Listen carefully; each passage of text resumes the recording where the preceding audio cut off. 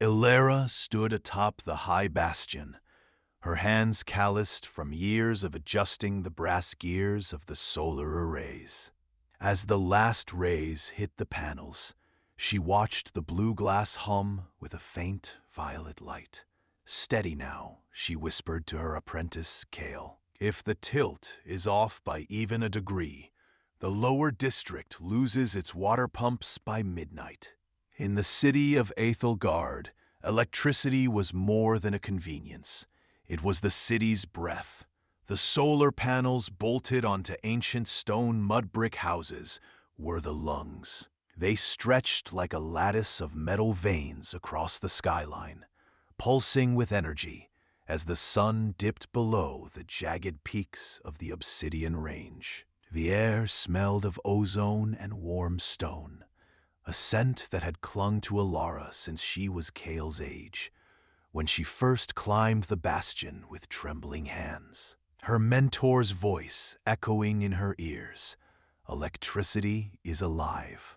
Treat it with respect." Kale looked down at the bustling market below, where traders were already lighting the low-energy lanterns that would glow until dawn. The lanterns, small glass orbs filled with bioluminescent algae, cast a soft emerald glow over the cobblestone streets. So fragile, so fleeting, Kale thought. The city's heartbeat was steady but fragile. One misstep, one missed gear adjustment, and the hum of the panels would falter. The water pumps would sputter. The market stalls would darken. The city would hold its breath and forget how to exhale. Ilara's fingers traced the edge of a brass plate, worn smooth by time and use. "You see this?" she asked, tapping the metal. "This is the heart of the grid. The energy flows through these veins, but it's not just metal and glass. It's memory. The city remembers the storms, the earthquakes, the fires. It remembers when the grids failed, and it won't let that happen again." Kale swallowed. He had heard the stories, the ones the elders told by firelight, their voices hushed as they spoke of the great blackout when the panels had failed. Deep in the market stalls of Aethel Gard, the air hummed with the scent of spices, smoke, and the distant metallic tang of machinery. Orin, the spice merchant, ran his fingers over a pouch of dried saffron, its threads glowing like embers against the dim light of the stall. Beside him, a technician, her hands stained with oil and the faint glow of diagnostic tools, tinkered with a cooling unit, its coils humming softly as it kept the day's catch from the Red River fresh. The people of Aethel Gard were a blend of the old and the new. They wore silks that shimmered in the desert breeze, their edges embroidered with circuits that glowed faintly in the twilight. Their belts were lined with battery packs and tools, each one a testament to their survival in a land where the sun was both a blessing and a tyrant. The city itself was a marvel, a fortress built into the side of a cliff, its stone towers and spires reaching toward the heavens, while beneath their feet, the city's engineers had carved out chambers and tunnels that harnessed the very energy of the sky. Orin wiped the sweat from his brow and chuckled, his voice barely rising above the clatter of the market. "The sun is a harsh master," he mused, "but at least he never sends a bill." The technician, a woman named Kira, glanced up from her work, her dark eyes reflecting the sunset. "And he never runs out of fuel," she added, tapping the cooling unit with a satisfied nod. "As long as we keep the mirrors clean, the city thrives." Above them, the city's solar mirrors stretched like wings, catching the last rays of the sun and funneling their energy into the heart of Aethel Gard.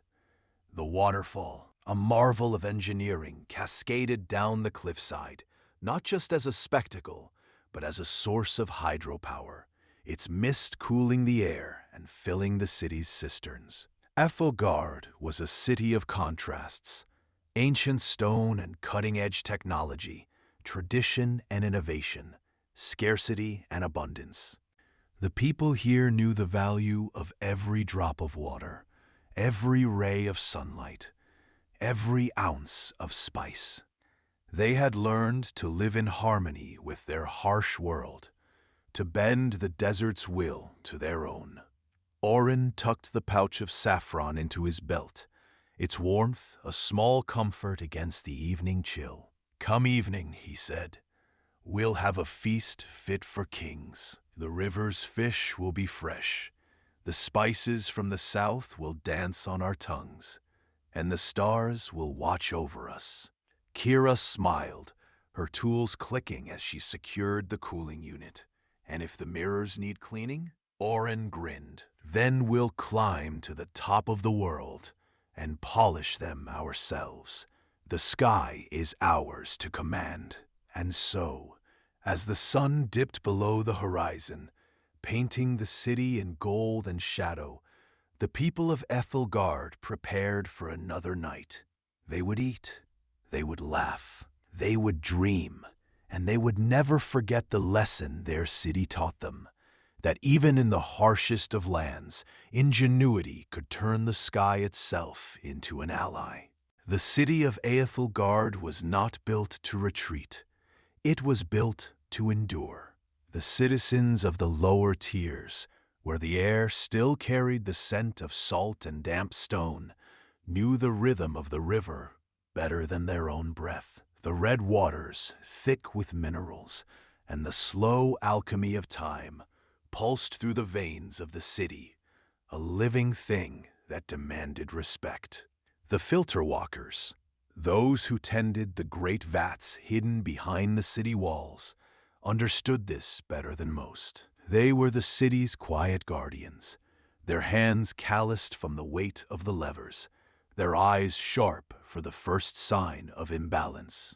As the sun dipped below the horizon, painting the sky in hues of molten gold and deep violet, the filter walkers gathered at the edge of the river. Their boots sank slightly into the damp earth, the ground here always yielding, always restless. The desalination vats, massive iron monstrosities crowned with copper domes, stood like sentinels along the riverbank. They had been fed by the afternoon's stored power, their gears groaning as they came to life, drawing the red water into their bellies. The hum of the machines was a song, a delicate harmony between man and machine, a pact that had held for generations. But tonight, something was different. The river's reflection shimmered too brightly, the minerals in the water catching the last of the light like scattered embers. The filter walkers exchanged glances. The balance was fragile, always on the edge of tilting. Too much power and the vats would overheat, their contents turning from precious to poison. Too little, and the city's lifeblood would slow, its pipes clogging with mineral deposits, its people thirsty. The walkers moved in practiced silence, their hands dancing over the levers, adjusting the flow, coaxing the system to life. The great stone cisterns, nestled into the cliffs behind them, groaned as they filled, their ancient foundations trembling with the weight of the water. Above them, the city stretched upward, a labyrinth of terraced homes and workshops clinging to the hillside. The rooftops were a patchwork of solar panels and wind catchers, their surfaces gleaming under the fading light. The upper tiers, where the merchants and scholars lived, enjoyed the purest air, the cleanest water, piped down from the reservoirs high above. But the lower tiers, where the filter walkers labored, knew the truth. The city was a living thing, and like all living things, it demanded sacrifice. A child's laughter echoed from one of the lower-level homes, a bright counterpoint to the mechanical drone of the vats. The walkers did not pause. They never did.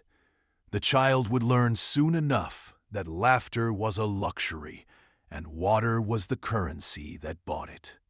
The last of the sun's light vanished behind the mountains, and the city's glow took over, 1,000 lanterns flickering to life, their flames dancing in the breeze. The filter walkers worked through the night, their silhouettes framed against the river's crimson waters. The vats bubbled and hissed, their contents purifying, the minerals settling like sediment in a forgotten jar. The city breathed, slow and steady, and for now, the balance held. But the night was young, and the watchers, those who patrolled the upper tiers, would soon begin their rounds. Their eyes were always on the lower tiers, always searching for the first sign of imbalance. The city did not sleep. It never slept. It waited, patient and hungry, for the next shift to begin. By the time the sun vanished completely, Aethel Gard was a silhouette of jagged angles and shimmering panels. Elara stayed on the wall, looking out at the dark, silent canyons beyond the river. The city pulsed with a faint, otherworldly glow. Stored energy hummed in the solar batteries buried beneath the cobblestone streets, casting a soft, amber light on the faces of those who dared to walk the high walls. The river, its waters still carrying the day's warmth, reflected the city's luminescence like a ribbon of fire. The canyons around Aethel Gard yawned in the dark, their depths swallowed by shadows so thick they seemed to breathe. Elara's fingers tightened around the cold stone of the battlement. She had been here for hours, watching the flicker of light from the merchant district's hearths, the steady pulse of the great clock tower, and the distant, rhythmic glow of the foundry's forges. The citizens of the Reach had long since retreated behind shuttered doors, their lives measured in watts and degrees. The panels on every rooftop, from the crumbling spires of the old cathedral to the modern solar arrays of the Artisans' Guild, held the promise of another dawn. But tonight, something felt different. A whisper of movement below caught her eye. A figure moving swiftly through the alleys, cloaked in the same darkness that swallowed the canyons. Elara leaned forward, her breath misting in the chill air. The stranger paused near the riverbank, where the city's light barely reached. For a heartbeat, the figure stood still, as if listening. Then, with a suddenness that sent a shiver down her spine, they turned toward the wall and looked up. The stranger's face was hidden, but their posture spoke of urgency, even desperation. Before she could call out, the figure vanished into the maze of streets, swallowed by the glowing labyrinth. The city's lights flickered, just for a second, as if responding to an unseen hand. Elara's heart pounded. The panels were still.